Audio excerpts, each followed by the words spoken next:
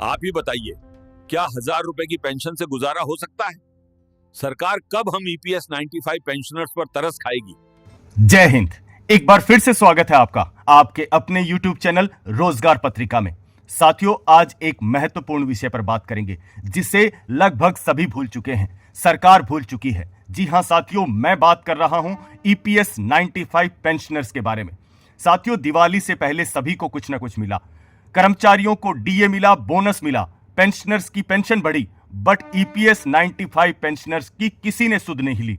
साथियों, हर महीने 1,000 रुपए की पेंशन, और वो भी 11 साल पहले 2014 में तय हुई थी। उसके बाद इसके ऊपर कोई काम नहीं हुआ। साथियों, क्या आज के जमाने में कोई बुजुर्ग गुजारा कर सकता है 1,000 रुपए में? दवाई, बिजली, राशन सब कुछ कितना महंगा हो चुका है, लेकिन पेंशन वही की वही पुरानी 1,000 रुपए। साथियों, लेकिन एक राहत भरी खबर आई है 11 साल बाद। बड़ी खुशखबरी की बात है। अगर इसमें सब कुछ सही रहेगा तो ईपीएस 95 पेंशनर्स को एक बड़ी राहत मिलने वाली है। ईपीएफओ की बोर्ड मीटिंग आज और कल यानी 10 और 11 अक्टूबर को बेंगलुरु में शुरू होने जा रही है। यही वो बैठक है जहां ईपीएस 95 पेंशन बढ़ाने पर बड़ा फैसला हो सकता है। साथियों, ये बड़ी खबर प्रमुख मीडिया, एंजल ब्रोकिंग और बाकी सभी इस रिपोर्ट को कवर किया है।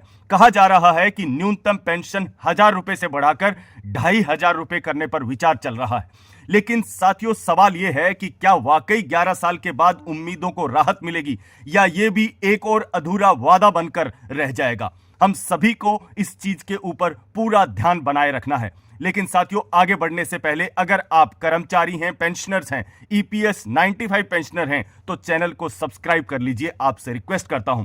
और वीडियो को लाइक कीजिए और ज्यादा से ज्यादा शेयर कीजिए, क्योंकि साथियों, इस चैनल पर आपको मिलती है सरकारी कर्मचारियों और पेंशनर से जुड़ी सबसे भरोसेमंद अपडेट और सबसे पहले। चलिए साथियों, समझते हैं पूरी खबर को आसान भाषा में। सबसे पहले क्या होने जा रहा है? ईपीएफओ की सेंट्रल बोर्ड ऑफ ट्रस्टीज यानी सीबीटी की बैठक डिसाइड हुई है। ईपीएस 95 स्कीम की पेंशन राशि पर पुनर्विचार किया जाएगा। साल 2014 में संसद में नरेंद्र मोदी ने ऐलान किया था 1,000 रुपए की न्यूनतम पेंशन का। लेकिन साथियों, अब इस रकम को बढ़ाए जाने पर विचार कर रहा है। रकम कितनी बढ़ेगी ये अभी तय नहीं है। कुछ सूत्रों से खबर निकलकर आ रही है कि 2,500 रुपए तक बढ़ाने पर चर्चा हो सकती है।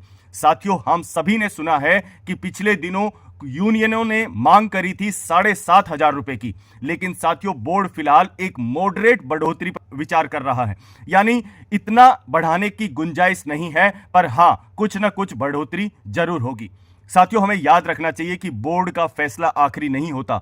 इसके ऊपर अंतिम मंजूरी केंद्र सरकार को देनी होती है। लेकिन बोर्ड का फैसला बहुत अहम होता है। सरकार इससे हट नहीं सकती। सरकार की मजबूरी होती है बोर्ड के फैसले को लगभग मानने की। साथियों, अभी अगर सरकार इस प्रस्ताव को हरी झंडी देती है तो 11 साल के बाद पहली बार होगा जब ईपीएस 95 पेंशन को बढ़ाया जाएगा। सोचिए साथियों, कितने लाख परिवारों को इससे राहत मिलेगी। साथियों, कौन इस बढ़ोतरी का फायदा ले सकता है? ईपीएस 95 स्कीम के तहत वो कर्मचारी जिनकी कम से कम 10 साल की लगातार सेवा है और जिन्होंने 58 साल की उम्र पूरी कर ली है, वो नियमित पेंशन के पात्र हैं। साथियों, अगर कोई कर्मचारी इससे पहले सेवा छोड़ देता है तो उसे या तो रेस्क्यूड पेंशन या जमा राशि निकालने का विकल्प होता है, यानी सभी को फायदा मिलना तय है। अगर साथियों आपने लंबे समय तक काम किया है तो बढ़ोतरी सीधे आपके मासिक जीवन में फर्क लेकर आएगी, मतलब आपकी पेंशन बढ़ेगी।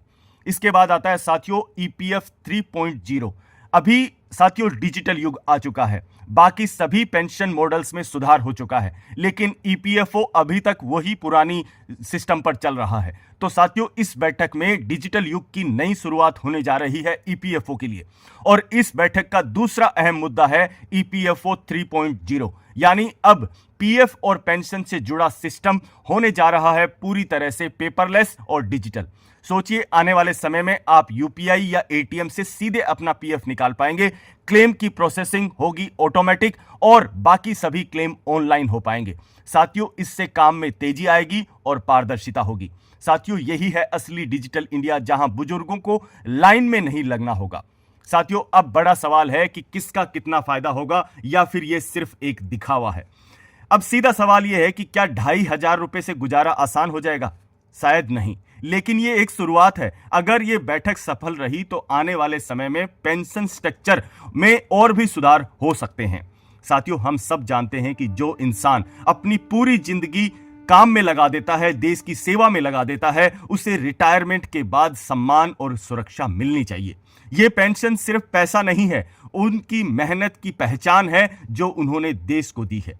साथियों, अब आप बताइए कि क्या 2,500 रुपए की पेंशन बढ़ोतरी काफी है या इसे 7,500 रुपए तक बढ़ाना चाहिए, जैसा कि यूनियनों की मांग है। कमेंट में अपनी राय जरूर रखिए, क्योंकि साथियों, आपकी राय बहुत महत्वपूर्ण है, आपकी आवाज बहुत मायने रखती है। साथियों, ईपीएफओ की ये बैठक देश के लाखों परिवारों के लिए एक उम्मीद की किरण है। जुड़े रहिए हमारे साथ, क्योंकि हम यूं ही कोई आधिकारिक फैसला आएगा सबसे पहले आपको अपडेट देंगे रोजगार पत्रिका पर। साथियों, एक बार फिर से रिक्वेस्ट करता हूं कि चैनल को सब्सक्राइब कर लीजिए, वीडियो को लाइक कीजिए अगर आपको यह जानकारी उपयोगी लगी, और अपने सभी पेंशनर भाइयों के साथ इसको शेयर कीजिए ताकि सभी जान पाएं कि उनके हितों के बारे में अभी कोई एक बैठक होने जा रही है। साथियों, फिर मिलेंगे एक अपडेट के साथ में, तब तक के लिए जय हिंद, जय भारत, वंदे मातरम।